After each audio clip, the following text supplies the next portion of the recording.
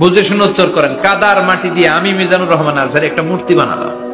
মূর্তি বানিয়ে এটার আগুনে পুড়ে শক্ত বানালাম। এরপর আমি নিজ হাতে রং তুলি দিয়ে ডিজাইন করলাম। এরপরে এটার আমি বসালাম। বলেন তো আমি এটার স্রষ্টা না এটা আমার স্রষ্টা?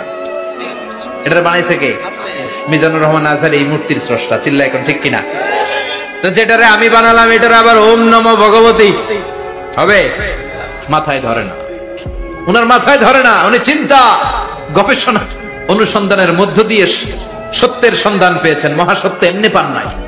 উনি এলাকায় দেখেছেন মূর্তির পূজা, কিন্তু একটা তো ওনার মন বসে না। উনি দেখেন লোকজন আগুনের পূজা করে। কিসের পূজা করে? আবার পূজা শেষ আগুনের মধ্যে পানি ঢেলে দিলে আগুন নিভে যায়।